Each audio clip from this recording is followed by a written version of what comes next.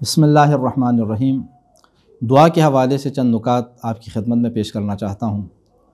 اللہ رب العزت سورہ مبارکہ بقرہ میں ارشاد فرماتا ہے وَإِذَا سَأَلَكَ عِبَادِي عَنِّي فَإِنِّي قَرِيبٌ أُجِيبُ دَعْوَةَ الدَّاعِ إِذَا دَعَانِ کہ حبیب اگر میرے بندے آپ سے میرے بارے میں اگر سوال کریں پوچھیں تو ان سے فرمائیے کہ میں ان کے قریب ہوں، اور جب وہ دعا مانگیں تو ان کی دعائیں سن لیتا ہوں، دعائیں مستجاب کر لیتا ہوں۔ دعا کے حوالے سے اللہ رب العزت نے اس آیت مبارکہ میں وعدہ فرمایا کہ میں ان کی دعائیں مستجاب کروں گا، ان کی دعائیں قبول فرماؤں گا، لیکن ایک شرط رکھی۔ وہ شرط کیا ہے؟ وہ شرط یہ ہے کہ اذا دعانی، جب یہ دعا مانگیں۔ تو اللہ رب العزت کے وعدے کے حوالے سے تو ہم جانتے ہیں کہ اللہ تعالیٰ وعدہ خلافی نہیں فرماتا، یعنی اس کی ذات کے بارے میں ہم یہ تصور بھی نہیں کر سکتے کہ وہ وعدہ کریں اور وعدے کو پورا نہ کریں۔ تو اللہ رب العزت کے حوالے سے ہمیں یقین ہے کہ وہ اپنے وعدے کے اوپر عمل فرمائے گا۔ وہ وعدہ کیا ہے؟ دعا کی قبولیت کا۔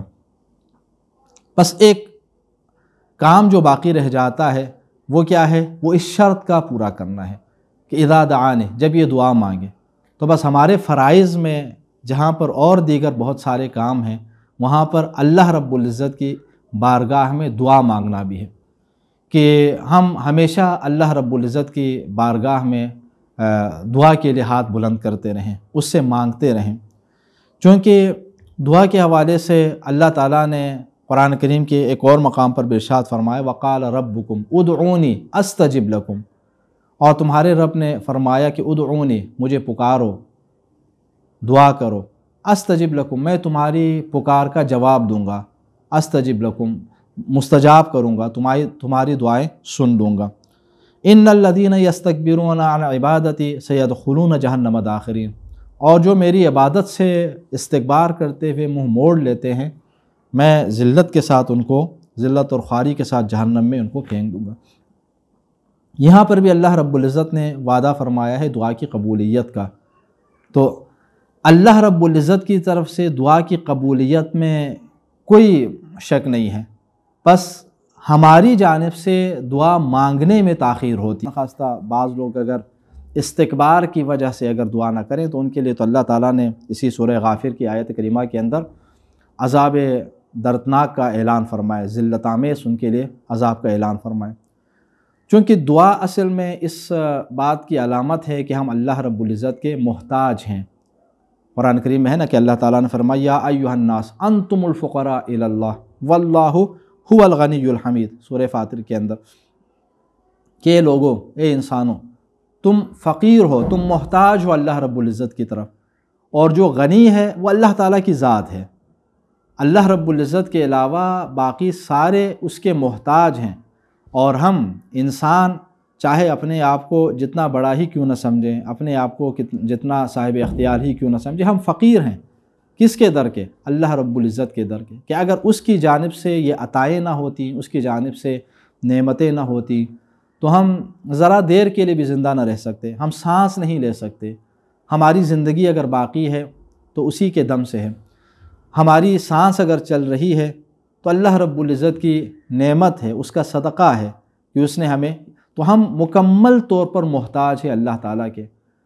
دعا اسی احتیاج کے اظہار کا ایک طریقہ ہے کہ ہم جو مکمل محتاج ہیں، یعنی موجود محتاج ہیں اس غنی بالذات کے، تو جب ہم دعا مانگتے ہیں تو گویا کہ ہم اپنے احتیاج کا اللہ رب العزت کے سامنے اظہار کر رہے ہوتے ہیں، اس کا اعلان کر رہے، اس کا اعتراف کر رہے ہوتے ہیں، اور یہ اللہ رب العزت کو پسند ہے کہ ہم اپنے فقر کا اعلان کریں۔ عام طور پر دنیا کے اندر بھی ہم دیکھتے ہیں نا کہ جو نادار ہوتے ہیں، جو فقیر ہوتے ہیں، وہ کبھی کبھی امیروں کے سامنے، جو غنی ہیں ان کے سامنے ہاتھ پھیلاتے ہیں۔ تو یہ ہاتھ کیوں پھیلا رہے ہیں؟ فقر کی وجہ سے۔ وہ یہ سمجھتا ہے کہ شاید یہ میری ضرورت پوری کر لے گا، اب کرنا نہ کرنا ایک الگ بات ہے۔ تو یہاں پر بھی ہم اس ضرورت کا اعتراف کریں کہ ہماری ضرورت، ہماری جو دعائیں ہیں، ہماری جو حاجتیں ہیں وہ پوری فرمائے گا۔ تو اس لیے ہم اس کی بارگاہ میں دعا کے لیے اگر ہاتھ بلند کریں، اللہ رب العزت نے وعدہ فرمایا ہوا ہے کہ استجب لکم، میں ان کی دعائیں مستجاب کروں گا، میں تمہاری دعائیں مستجاب کروں گا۔ اللہ رب العزت جو ہے اپنے وعدے کے اوپر عمل فرما دیتا ہے۔ تو دعا کرنا ہمارے بنیادی فرائض میں شامل ہیں۔ اسی طرح سورہ فرقان کی آیت نمبر 77 میں آخری آیت میں اللہ تعالیٰ ارشاد فرماتا ہے کہ قل ما یعبأ بکم ربی لولا دعاؤکم، کہ حبیب آپ ان لوگوں سے فرما دیجئے کہ اگر تمہاری دعائیں نہ ہوں تو اللہ تعالیٰ کو بھی پھر تمہاری کوئی پرواہ نہیں ہے۔ یعنی اگر ہم دعا سے منہ موڑ لیں پھر اللہ رب العزت بھی خدا نخواستہ ہم سے منہ موڑ لے گا، پھر وہ ہمیں اپنے حال کے اوپر چھوڑ دے گا۔ اور اگر خدا نخواستہ اللہ تعالیٰ ہمیں اپنے حال کے اوپر چھوڑ دیں تو جیسا کہ میں نے عرض کیا کہ ہم تو فقیر محض ہیں، ہم تو مکمل فقیر ہیں اس کے سامنے، پھر ہماری حالت کیا ہوگی اس کا ہم تصور بھی نہیں کر سکتے۔ تو اس لیے ہر حال میں اللہ رب العزت کے حضور دعا مانگنا ہمارے فرائض میں شامل ہیں۔ رسول اکرم صلی اللہ علیہ وآلہ وسلم کی ایک حدیث مبارکہ بھی آپ کے سامنے پیش کر لوں اور اسی کے اوپر اختتام کروں کہ آپ نے ارشاد فرمایا الدعاء سلاح المومن، مومن کا جو اسلحہ ہے وہ یہی دعا ہے۔ اسلحے کا کام کیا ہے؟ اسلحے کا کام اپنے آپ کو بچانا ہے، دشمن کے مقابلے میں اپنے آپ کو بچانا۔ آتش دوزخ سے بچنے کا جو وسیلہ ہے یہی دعا ہے۔